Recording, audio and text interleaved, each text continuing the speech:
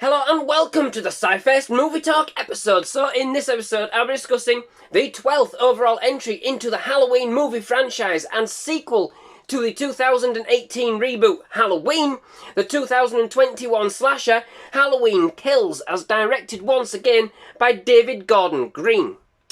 Halloween Kills takes a leaf out of the Halloween rulebook and opts to take direction from the original sequel in the franchise, 1981's Halloween 2, by continuing directly from the events of the last movie, bringing more terror, guts and gore to an already blood-soaked Halloween night. Following those terrifying events where the series' main antagonist, serial killer Michael Myers, as played by James Jude Courtney and Nick Castle, and Airon Armstrong, broke free during transfer from the sanatorium where he was being held to rain down his own brand of tricks and treats on the unsuspecting community of Haddonfield once again. After surviving the attacks, Laurie Strode, as played once again by Jamie Lee Curtis, and her family, her daughter Karen Nelson, as played by Judy Greer, and her granddaughter Alison, as played by Andi Matichak, both reprising their roles from the 2018 reboot as well, are taken to Haddonfield Memorial Hospital after entrapping Michael in Laurie's house. But, unbeknownst to them, Michael survives. Well, of course, he's certainly not going to go down without a fight, kickstarting his campaign of terror throughout the streets of Haddonfield right where he left off. This time around, however, Haddonfield is fighting back. They're ready. They've had enough of these Halloween capers, and so, led by another survivor of Michael's brutal attacks, Tommy Doyle, as played by Anthony Michael Hall, the townsfolk of Haddonfield form a vigilante mob, hell-bent on stopping Michael once and for all. With pitchforks and baseball bats in hand, the hunt is on. Poor old Michael doesn't stand a chance. Or does he? Something tells me the people of Haddonfield have severely underestimated his resolve. So indeed, the boogeyman is back in all his brutal glory. Michael is the centrepiece of this movie through and through, showcasing the madness and carnage he leaves in his wake, both physically and mentally, on those who indeed manage, even thinly, to survive his merciless and ferocious attacks. But then that's the thing. There are so many of the other characters that Michael really had no choice but to take up the limelight. That there's a bucket load of returnees, cameos, newbies, and a whole assortment of fodder that really you never have enough time to really kind of get to know any of them at all. It just ends up being a hack and slash bloodbath for the sake of it. It doesn't start life this way. In fact, we step back in time, right back to that macabre night in 1978, where Michael was first let loose around Haddonfield, bringing in more of the events from that night with a little bit of intrigue and wonder as to exactly where this might end up taking us, retracing our steps and rebuilding the night in the image of what it means for this reboot series specifically, you know, i.e. that Michael was captured that night, instead of going on more of a rampage in the hours that followed, continuing to kind of reaffirm that the original sequel, Halloween 2, has no canon in this timeline. And not forgetting to mention the brilliantly carved opening sequence leading us into the movie once more against John Carpenter's original Halloween theme.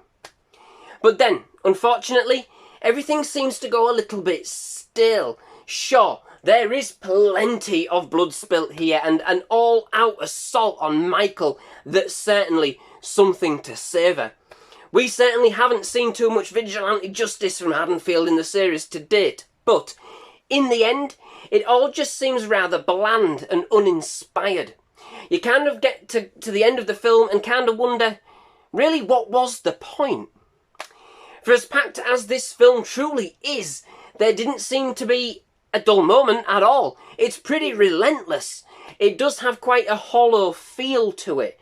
Perhaps it's a bit too much when all's said and done.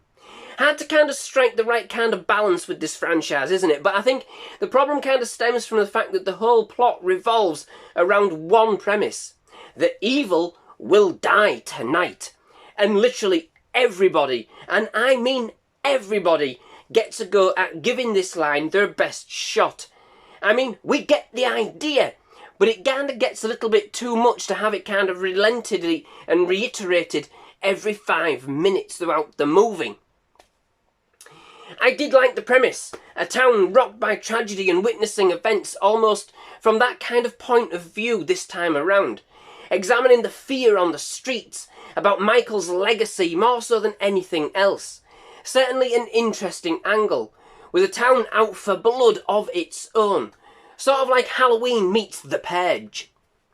It's quite nostalgic too, with quite a few familiar faces returning from the very first movie to kind of reprise their roles. I do get the feeling that many were kind of chosen simply for their cameo value rather than their acting capabilities, but it was decent kind of seeing them all together like this, you know? Sort of like a Halloween We Survived Michael Myers flashback convention. Additionally, there are some brilliantly and certainly more graphically intertwining and inventive kills. Michael is on an absolute rampage and enjoying using the many props and tools at his disposal. It is exceedingly gruesome at times. However, I would like to say that it was an absolute thrill ride, full of chills and spills, but although the latter is very true, most definitely, the movie seemed to kind of just go at its own pace, and where, you know, we should have been on the edge of our seat with tension, it all just came off as fairly routine stuff. In the end, a very generic slash fest. The kills might be creative, but the story and presentation isn't all that imaginative. Characters seem fairly dry, blunt, underused and are absent for most of the movie. There certainly seems to be a running theme in having Laurie confined to a hospital bed for the duration of the direct sequels. You think of Halloween 2 and Halloween 2, the both of them. They're both the same. And we are quite simply thrust into the crowd that is here with the new incumbent and kind of just expected to just get along with them. It is nice to see, however, that the Silver Shamrock Novelty Company is still going strong and that kids of today are still enjoying their quality product. That was kind of a little treat I was told to look out for, and indeed, it didn't disappoint. I might not have kind of cared much for the third movie in the franchise, but I do like the fact that this installment chose to kind of fondly remember it as kind of part of the franchise for what it is.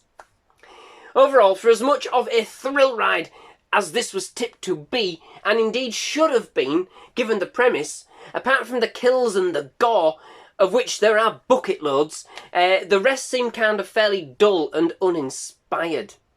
Michael's unstoppable, and indeed it's about time Haddonfield rose to the occasion, or at least re-elect another chief of police. But ultimately, it's all a bit predictive, which then kind of saps a lot of the fun and the energy out of everything that it has. We've only had a glimpse of mob rule before in the series, so it was certainly interesting to see how this would all play out. There are certainly some kind of flinch-worthy moments for sure, plenty of shock, gore and guts. A couple of eyeballs too. Squeamish moments for sure. But there's no real horror here, no real suspense. When it's good, it's unrelenting. But in the end, you just don't feel all that satisfied. So, that brings me to the end of this episode. Many thanks for watching. I do hope you've enjoyed it. If you have, please leave a like. Please do hit that subscribe button for more movie reviews, trailer reactions and other movie-related content. Absolutely loved having you at SciFirst MovieTalk and definitely love to have you back. Most of all, just thank you very much for watching. Goodbye.